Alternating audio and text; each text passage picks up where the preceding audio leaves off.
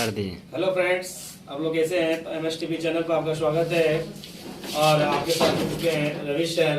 तो आज हम यानी कि 12th का जो कि सबसे एग्जाम में पूछी जाने वाली सबसे महत्वपूर्ण हिंदी दिगंत का जो है फर्स्ट चैप्टर यानी कि बातचीत, जो कि हम लोग एक मौखिक तरीके से बातचीत करते हैं और बातचीत के जरिए ही कहते हैं कि मनुष्य का जो साक्षात्कार होता है, इंटरव्यू जो होती है, वो हमारा क्या है? बातचीत। तो बातचीत से ही हमारे मनुष्य की पहचान होती है कि किस प्रकार के यानी कि ये मानव है, किस प्रकार से ये है। उसी प्रकार से हम आज चलेंगे बातचीत को लेकर के।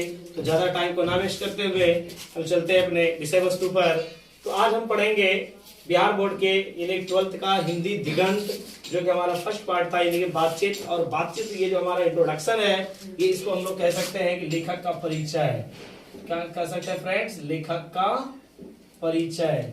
तो लेखक का परिचय जो हम करवाएंगे और ये इसी से एग्जाम में एकदम बिल्कुल अच्छे तरीके से यानी कि पूछा जाता है ऑब्जेक्टिव में और सब्जेक्टिव में भी। इस तरीके से अगर याद कर लेते हैं तो उसका जीवनी भी लिख सकते हैं या उसका हर चीज भी लिख सकते हैं। तो हमारा फर्स्ट पार्ट था कि बातचीत। तो बातचीत जो हमारा है, इसके लेखक कौन है? बालकृष्ण भट्ट। तो इसको ट्रिक याद रखना है कि बहुत से बातचीत और बहुत से बालकृष्ण भट्ट, तब बिल्कुल ट्रिक मारेंगे। और बालकृष्ण भट्ट और इसका जन्म जो हुआ था, इसका जन्म हुआ था 23 जून 1844 ईस्वी को। कहाँ में? इसका निवास स्थान इलाहाबाद, उत्तर प्रदेश यानी यूपी में हुआ था। जाके हम यूपी जो हमारे हैं बहुत ही अभी वहाँ अच्छे यानी कि चल रहे हैं, जो कि वहाँ का जो अभी मुख्यमंत्री हमारे योगी जी हैं। और ये योगी जी के हम इसको कहा जाता है बुलडोजर बाबा। और एकदम बिल्कुल सख्त से सख्त कानून कार्रवाई भी करते हैं, इसलिए उसको नाम दिया गया था। उसका चुनाव चिन्ह भी मिला था बुलडोजर ही, और इसलिए उसको कहते थे बुलडोजर बाबा भी। क्योंकि आदित्य नाथ जो है वो एकदम बिल्कुल लगते हैं बाबा के जैसे, इसलिए उसका नाम दिया गया था बाबा। तो हम चलेंगे इसका निधन, इसका मृत्यु जो हो गए थे, इसका निधन हो गया था 20 जुलाई 1914 ईस्वी में हो गए थे। और इसकी माता का नाम था पार्वती देवी और इसके पिताजी का नाम था बेनी प्रसाद भट्ट। और बेनी प्रसाद भट्ट जो थे, ये भी क्या थे? एक व्यापारी थे और ये व्यापार करते थे और अपने घर को चलाते थे। और ये हमारे बालकृष्ण भट्ट जो थे, ये बालकृष्ण भट्ट किस युग के थे? ये हमारे थे भारतेंदु युग के। किस युग के थे? भारतेंदु युग के।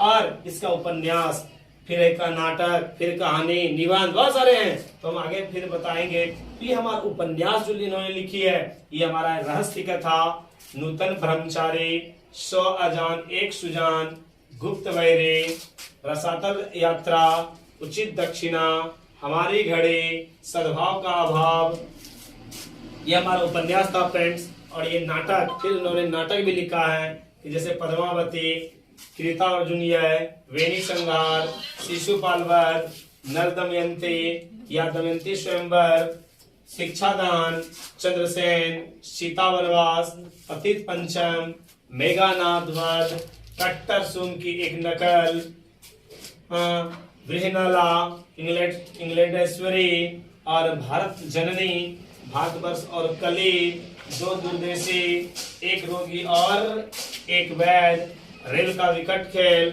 बाल विवाह इत्यादि। ये हमारे क्या था? ये हमारा फ्रेंड्स नाटक है। तो नाटक बहुत सारे बहुत ही अच्छे अच्छे मानविक ढंग से लिखी जाती है, जो कि हमारे नाटक को बहुत सुंदर से सजाया जाता है। और पहले जमाने प्राचीन समय में बहुत सारे नाटक होते थे, लेकिन आज आधुनिक युग में नाटक नहीं होते फ्रेंड्स। और आजकल के युग में क्या होते हैं?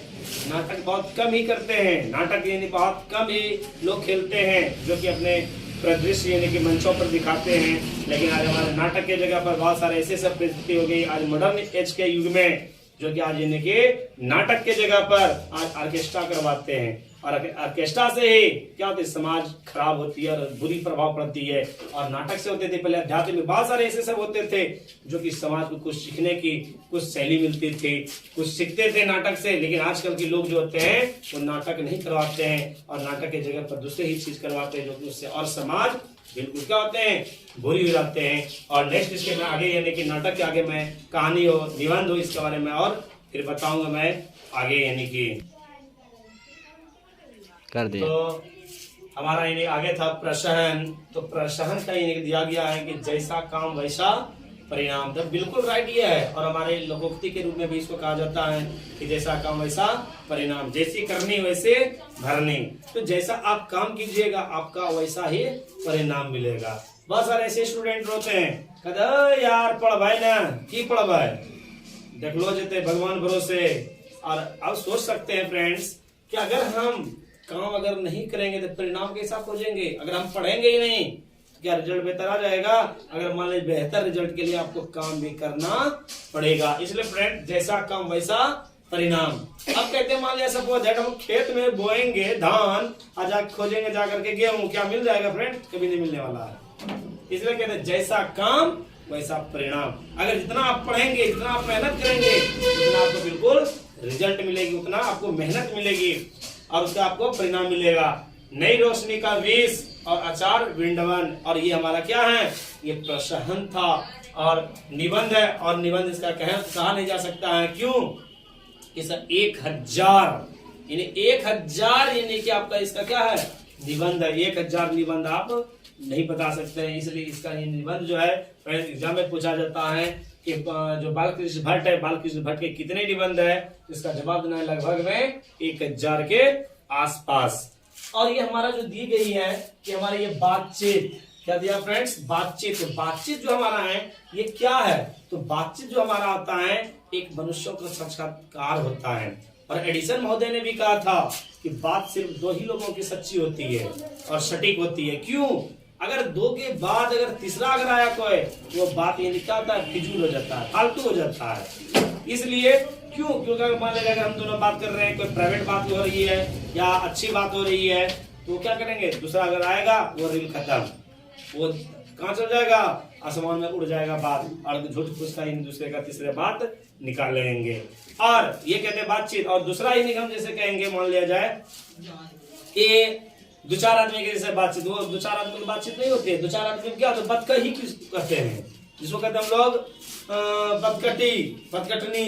ठीक है, झूठ फूस का फिजूल कहने की बातचीत करते रहते हैं, और ये फालतू कहने के लगा रहता है। तो ये हमारे बातचीत में होता है। और बातचीत में ये बताया गया है, जब देखेंगे जैसे मान लिया जाए युवा हैं जो पढ़ने वाले हैं तो पढ़ाई की बातचीत करते हैं, जो मान लिया जाए फिल्म देखने वाला सब है फिल्म की बातें करेंगे, जो क्रिकेटर हैं वो क्रिकेट की बात करेंगे, जो बूढ़े पुराने लोग हैं बुढ़िया सब, तो बुढ़िया सब क्या करेगी? अपने बेटे पुतहू की बात करेगी, यही बोलेगी कि हमरो पुतहू ऐसा छा, हमरो पुतहू ऐसा छा, हमरा खायल नहीं दे जा, दी करे जा।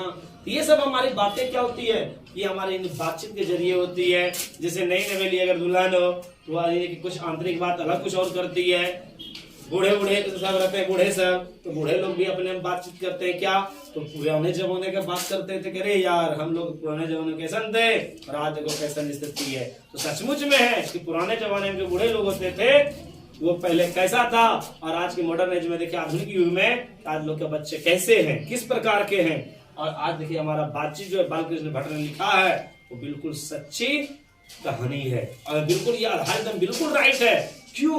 तो बातचीत जो हमारा होता है, अगर किसी मनुष्य को अगर हम बातचीत अगर कर लेते हैं उससे, तो हम बिल्कुल क्या करते हैं? उससे हमको पता चल जाता है कि वो व्यक्ति कैसा है। और नजर, इसलिए कहते हैं व्यक्ति को बात करने से उसका पता चलता है कि वो आदमी कैसा है, किस प्रकार का है, किस ढंग का है। इसलिए कहते हैं फ्रेंड्स कि बातचीत, बात वो चीज कहता है। इसलिए कहते हैं एक हमारे दोहा भी था लिखा गया, किसका? रहीम का था। इसमें कहा गया था रहीमन जिहवा वाबरी, कही गई सरग पतार, आप तो कहीं भीतर गए जूती खात गपाल। तो ये फ्रेंड रहीम ने कहा था, तब बिल्कुल तब राइट कहा था। क्यों?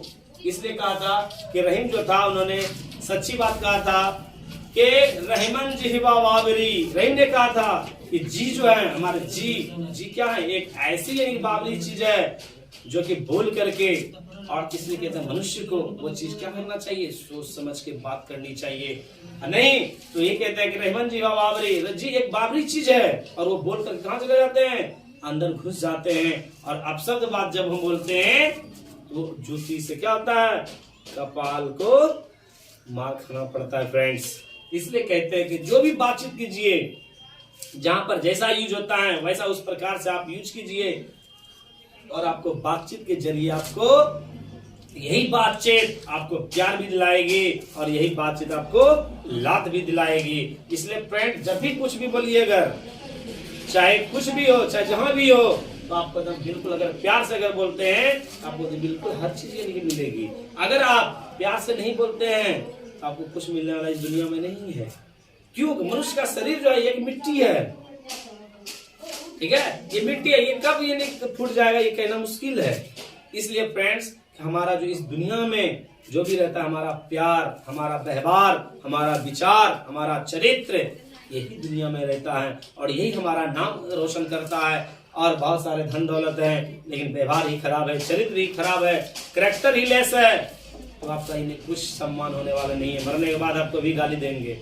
और अच्छे अगर कर्म करके जाते हैं, अच्छे रीति रिवाज के अनुसार चलते हैं, तो आप मरने के बाद में आपके कई के युगों युग तक आपका नाम यादगार रहेगा। और वैसा फ्रेंड्स याद कीजिए, वैसा काम कीजिए जो कि आपको मरने के बाद भी लोग सैल्यूट करे। इसलिए कहते हैं बातचीत के जरिए, एडिसन महोदय ने भी कहा था, दो लोगों के बीच अच्छी होती है, अगर चार लोग हो गए तो वो बद कही जाती है, ठीक है। और बहुत सारे जब अगर लोग गए तब तो हमारा क्या होता है, वो फिजूल का ही बातचीत होता है फ्रेंड्स। तो ये हमारे आगे ये निगम चलेंगे, इसका बहुत सारे ऑब्जेक्टिव में बताएंगे और नेक्स्ट वीडियो में। और आज हम यहीं पर खत्म करते हैं। तो आपको ये वीडियो कैसे लगी आप जरूर के कमेंट बॉक्स में अवश्य यानी कि कमेंट करेंगे और लाइक एंड सब्सक्राइब जरूर करेंगे। Best of luck, thank you.